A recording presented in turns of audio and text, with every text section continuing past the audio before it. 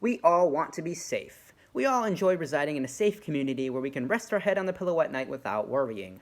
Worrying about gangs busting down the doors of our homes, stealing or destroying our belongings, and snatching away our loved ones to rape, murder, or sell them into human trafficking. But because of our police departments, most of us don't have to worry about these horrible circumstances occurring. If your home is broken into, you've witnessed a kidnapping, or simply spot someone suspiciously snooping around your neighborhood, punch in 3 digits and the police will be there as soon as possible to be of service in an emergency situation. But could you imagine the level of chaos that would erupt due to defunding the police? Talk about James DeMonico's The Purge in real life. Due to certain instances of police brutality captured and posted on the media, some activists would like nothing more than to defund the police. And yes, there are bad cops out there, just like there are bad apples in any profession. But that doesn't mean we should put all the good cops who risk their lives serving and protecting the people out of jobs. I agree, law enforcement needs reformation, just like everything else in this rotten world, but that doesn't mean we should shut the whole shebang down and put these hardworking men and women out of jobs. I was watching a video by Vice the other day, where a virtual meeting with 8 law enforcement individuals was conducted. These cops went on to talk about how when an incident involving one bad cop occurs, they received hate for it. For example, one of them mentioned how the public would go on from loving the police and showing their appreciation by buying them coffee and whatnot. And then all of a sudden, an incident involving a cop, or several for that matter, occurs across the country, and you, the good cop, would receive blame for something that you weren't even involved with. It's kind of ironic when you think about it. I mean, to me, this sounds very similar to racism, being that one cop does something bad, and all of a sudden, people are being prejudiced towards all these other cops that had nothing to do with these incidents. Is this prejudiced behavior towards police officers really all that different from racism? Those who are racist towards black people often are because they're prejudiced towards them due to the behavior they've seen from one or more person of color, which is obviously wrong. You can see this concept all around you. For example, being there are some Muslim extremists out there, people therefore assume that all Muslims are extremists, which just isn't true. The same goes for police officers. There's some bad cops out there, therefore people think all cops are bad. My point is, some of the people that are so enthusiastically speaking out against racism are doing a very similar thing to those who are racist, which is holding on to their prejudiced ideas towards all cops and wanting them to be defunded. Sounds contradictory to me. To all those in favor of defunding the police, if your defunding goes as planned, who will be there for you in your moment of desperation? Just pause and think about that for a second. Whether a murder's taken place or your child has gone missing, if the police get defunded, who do you think is going to show up and be there to appropriately and effectively take action during an emergency situation? Now, maybe there's some brave souls in your neighborhood that would be more than willing to bring justice to criminals and help a friend out of a life-threatening situation, but that doesn't mean they're qualified or their methods are effective.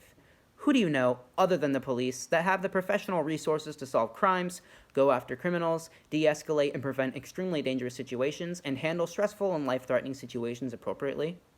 Believe it or not, defunding the police would actually result in training civilians to respond to certain emergency situations and sending them out unarmed. Yes, unarmed. What are these people supposed to do when they find themselves at gunpoint? How are they supposed to defend themselves and others and take out armed criminals without a weapon? I could see sending out these unarmed social workers for completing a safe small task like getting a cat out of a tree, but what I can't see is these unarmed individuals arriving at a location and persuading a lunatic with a gun not to shoot. That's just not how it works. I'm sure there are some rare circumstances where a potentially dangerous situation is de-escalated by means of reasoning with an individual, but for the majority of the time, if not almost 100% of the time, they're just going to get themselves killed. Speaking of weapons for self-defense, some of the people who wanted to ban guns are now wanting to defund the police. What do you think is going to happen once the police are defunded? Citizens, lacking the security they once had under the police, are probably going to go out and purchase guns for themselves. So first, the left takes a shot at banning guns, leaving us to depend on the police for our protection, and then they attempt to take away that protection by defunding the police. Once the people don't have the police to protect them, what do you think they're going to do? They're going to go out and do what the left didn't want them to do in the first place, which is buy guns. Talk about a backfiring plan. If you think defunding the police is going to make our nation a better and safer place, know that it's not. We can definitely improve law enforcement, but if you think completely getting rid of police officers is the solution, you're wrong. Without anyone enforcing the law, logically, everything would go haywire. The city of Portland especially has already experienced the consequences of defunding their police firsthand, along with many other major cities. In fact, after Portland's police were defunded, there was a whopping 2,000% increase in homicides in that city. 2,000%. And after that, Ted Wheeler, the mayor of Portland, asked for $2 million in emergency funding to resolve the city's gun violence. According to Southern Maryland Chronicle, a political/morning consult poll released Wednesday found that 75% of surveyed Americans say that the defunding of police departments is a reason that violent crime is increasing in the United States. The survey reports that 49% said defunding police was a major reason for the rise in violent crime, while 26% said it was a minor reason. Cities that saw an increase in crime rate after defunding their police departments include New York, Chicago, Los Angeles, Milwaukee, Louisville, Seattle, Minneapolis, New Orleans, Atlanta, Portland, Baltimore, Oakland, Washington, D.C., Philadelphia, Hartford, Salt Lake City, Austin, Dallas, Denver, San Francisco, and San Diego. Who knew that getting rid of the police would result in a higher crime rate? You really gotta wonder what's going on inside these people's heads. You know what would be a great idea? Let's make the United States a war zone, a safe haven for criminals to run free and do as they please. I mean, if that's what you want as a U.S. citizen, then by all means, defund the police. But when your moment of crisis comes, who you gonna call?